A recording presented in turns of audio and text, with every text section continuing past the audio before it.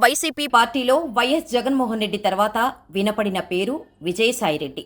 కానీ ఆయన స్థానాన్ని ఆక్రమించి పార్టీలో అన్నీ తానే మారిన వ్యక్తి సజ్జల రామకృష్ణారెడ్డి. ఈయన పేరు వింటే వైసీపీ నేతలంతా అపరచాణిక్యుడు అని చెబుతారు. కానీ ప్రతిపక్షాలు ఆయనంటే గిట్టని వాళ్ళు చెప్పే మాట మాత్రం శకుని అంటారు. ఓ సాధారణ జర్నలిస్టుగా మొదలైన సజ్జల మీడియాకు హెడ్గా ఎలా మారారు? ఏకంగా సీఎంకు ప్రధాన సలహాదారుడిగా ఎలా మారారు? వైసీపీ ఓడిపోవటానికి కారణం సజ్జల రామకృష్ణనే కారణమా? Watch the story. Sajjala Ramakrishna Reddy Kadapa జిల్లాలోని సింహాద్రిపురం మండలం ముసాల్ రెడ్డిపల్లిలో 1958 జూన్ 16న జన్మించారు. తండ్రి సజ్జల సుబ్బారెడ్డి, తల్లి పార్వతి. వైఎస్ జగన్ ఇలాకా అయిన పులివెందులలోనే సజ్జల స్కూలింగ్ కంప్లీట్ చేశారు. సజ్జలకు 2 అన్నయ్యలు, 1 అక్క ఉన్నారు. తల్లిదండ్రులకు చివరి సంతానంగా పుట్టారు సజ్జల రామకృష్ణ. తండ్రి సాధారణమైన ఉద్యోగి, పోస్ట్ మాస్టర్గా పనిచేశారు. ఆర్థికంగా కష్టాలు ఉన్నప్పటికీ పిల్లలందరినీ పెద్ద చదువులు చదివించాలని అనుకున్నారు. ఇక సజ్జల కడపలోని ప్రభుత్వ పాఠశాలలోని 10th కంప్లీట్ చేశారు. ఆ తర్వాత ఇంటర్ కూడా ప్రభుత్వ కాలేజీలోనే పూర్తి చేశారు. ఆ తర్వాత కడప ప్రభుత్వ ఆర్ట్స్ కళాశాలలో BA డిగ్రీ కంప్లీట్ చేశారు. ఇక డిగ్రీ అవ్వగానే జర్నలిస్టుగా కెరీర్ స్టార్ట్ చేయాలని అనుకున్నారు. అలా సజ్జల రామకృష్ణారెడ్డి తన పాత్రికేయ వృత్తిని ఈనాడులో సబ్ ఎడిటర్గా ప్రారంభించారు. అంటే ఒక రకంగా చెప్పాలనుకుంటే సజ్జల ప్రయాణం మొదలైంది ఈనాడు నుంచే. ఇక ఆ తర్వాత ఆంధ్రభూమిలో సబ్ ఎడిటర్గా పనిచేశారు. ఇక కొత్తగా మొదలుపెట్టిన ఉదయం దినపత్రికలో అంటే 1985లో చీఫ్ సబ్ ఎడిటర్గా మారారు. అలాగే ఉదయం దినపత్రికలో డెస్క్ ఇన్ఛార్జిగాను, రిపోర్ట్స్ బ్యూరో ఇన్ఛార్జిగాను పనిచేశారు. అయితే సజ్జల ఎక్కడ పనిచేసినా అతని మార్కు చాలా క్లియర్గా కనిపించేది. అయితే ఉదయం దినపత్రిక మూతపడిన సమయంలో ఉద్యోగ సంఘాన్ని వెనక ఉండి నడిపించింది కూడా ఆయనే అంటారు. ఉదయం ఉద్యోగాల సంఘానికి ఒక రకంగా ఆయన సలహాదారుగా పనిచేశారు. పైకి మాత్రం చాలా సున్నితంగా కనిపించేవారు, కానీ వెనకుండి అంతా నడిపించింది మాత్రం సజ్జల అని చెబుతారు. ఇక ఉదయం మూతపడిన తర్వాత సజ్జలకు ఉన్న కాంటాక్ట్స్తో గ్రానైట్ వ్యాపారం మొదలుపెట్టారు. అలా ఓ పక్క గ్రానైట్ వ్యాపారం చేస్తూనే దూరదర్శన్కు కొన్ని టీవీ సీరియల్స్ కూడా తీశారు. ఇదిలా ఉండగా వైఎస్ జగన్ 2014లో సాక్షి దినపత్రికను ప్రారంభించారు. దానికి సజ్జల రామకృష్ణారెడ్డి ఎడిటోరియల్ డైరెక్టర్గా పనిచేశారు. ఇది సులభంగా ఏమీ జరగలేదని అంటారు సజ్జల గురించి తెలిసిన వాళ్ళు. సజ్జల జర్నలిస్టుగా ఉన్నప్పుడే జగన్మోహన్ రెడ్డి కంటిలో సజ్జల పడటం, ఆ పరిచయం కాస్త ఫ్రెండ్షిప్గా మారింది. సాక్షిని మొదలుపెట్టినప్పుడు ఎడిటోరియల్లో ఖచ్చితంగా అన్నీ తెలుసుకున్న వ్యక్తులే ఉండాలని జగన్ అనుకున్నారు. అలా సజ్జల గారిని ఏరి కోరి ఎడిటోరియల్ డైరెక్టర్గా అపాయింట్ చేశారు జగన్. ఇక 2014 వరకు సాక్షిలోనే పనిచేశారు సజ్జల. వైఎస్ఆర్ కాంగ్రెస్ పార్టీని స్థాపించిన తర్వాత రాజకీయాల్లో కీలక పాత్ర పోషించడం ప్రారంభించారు సజ్జల.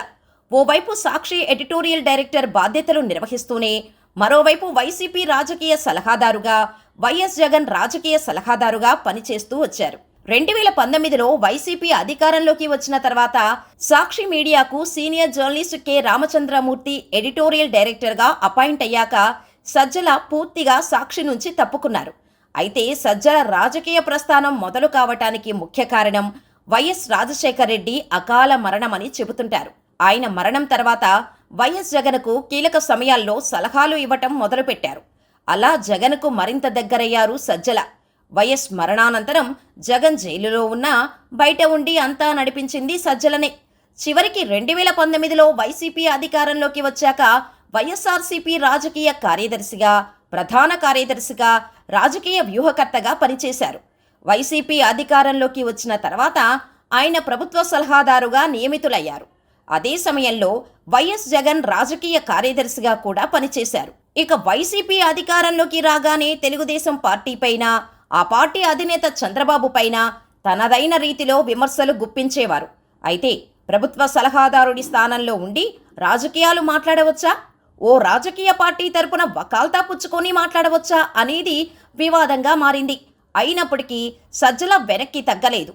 ఇక జగన్మోహన్ రెడ్డి ప్రవేశపెట్టిన ఎన్నో పథకాల రూపకర్త సజ్జల అని చెప్పారు. జగన్ని టార్గెట్ చేయాలి అంటే ముందు సజ్జలని పడగొట్టాలని పసిగట్టిన ప్రతిపక్షాలు సజ్జల టార్గెట్గా విమర్శలు మొదలుపెట్టారు. షాడో సీఎం అని కూడా అనేవారు. ఇదిలా ఉండగా టీడీపీ కార్యాలయాలపై వైసీపీ కార్యకర్తలు దాడి చేసినప్పుడు మొదటిసారిగా మీడియాను అడ్రస్ చేసింది సజ్జల రామకృష్ణారెడ్డి. టీడీపీ నేత పట్టాభి చేసిన వ్యాఖ్యలపై విరుచుకుపడ్డారు. ఆ వ్యాఖ్యల పట్లే దాడులు జరిగాయని అన్నారు. ఇక రాష్ట్రాన్ని నడిపించింది జగన్ కాదని, జగన్ని ముందు నిలబెట్టి వెనకుండి నడిపించిందంతా సజ్జల అని ఎన్నో విమర్శలు వచ్చాయి. దీనికి తోడు సచివాలయంలో ఆర్థిక మంత్రి కానీ ఉన్నతాధికారి కానీ కనిపించరు, కానీ సజ్జల రామకృష్ణారెడ్డే కనిపిస్తారని ఏపీ ఉద్యోగ సంఘాల నాయకులు సైతం అన్నారంటే అర్థం చేసుకోవచ్చు వైసీపీ పాలనలో ఆయన ఏ మేరకు చక్రం తిప్పారో అని. ఉద్యోగుల పీఆర్సీ విషయంలో రాష్ట్ర వ్యాప్తంగా ఆందోళనలు రేగినప్పుడు ఆ బాధ్యతను సజ్జలకే అప్పగించారు జగన్. అయితే సీఎం, మంత్రులు దగ్గరుండి తీసుకోవాల్సిన నిర్ణయాలలో సజ్జలను తీసుకొచ్చి పవర్స్ అన్నీ ఆయన చేతిలో పెట్టడంతో సజ్జలతో పాటుగా వైసీపీ గవర్నమెంట్పై వ్యతిరేకత వచ్చింది. దానికి ముఖ్య కారణం ఉద్యోగులతో సజ్జల బిహేవ్ చేసిన విధానమే. సజ్జల సలహా వల్లే ఉద్యోగుల పీఆర్సీ విషయంలో జగన్కి ఉద్యోగుల మధ్య గ్యాప్ వచ్చిందని అంటారు. ఒకవేళ సజ్జల లేకపోయి ఉంటే ఉద్యోగుల సమస్యలు పరిష్కారమయ్యేవని, పీఆర్సీ విషయంలో జగన్ కాస్త పట్టువిడుపుగా ఉండేవారని కూడా చెప్తారు. కానీ ఎన్ని విమర్శలు వచ్చినా తన మీద కానీ పార్టీ గురించి కానీ ఏ చిన్న మాట అన్నా మొదటిగా మీడియా ముందుకు వచ్చి ఖండించేది సజ్జలనే. ఈ కారణంతోనే జగన్ సజ్జలను అంతలా నమ్మారని అందరూ అంటుంటారు. కానీ సజ్జలను నమ్మటం వల్లే వైసీపీ అధికారంలోకి రాలేదని కొందరు విశ్లేషకులు చెబుతారు. ఇక వైసీపీ హయాంలో టీడీపీ నేతలపై విరుచుకుపడ్డ ప్రతి ఒక్కరిని టార్గెట్ చేసింది కూటమి ప్రభుత్వం. అందులో భాగంగానే పోసానీని అరెస్ట్ చేశారు.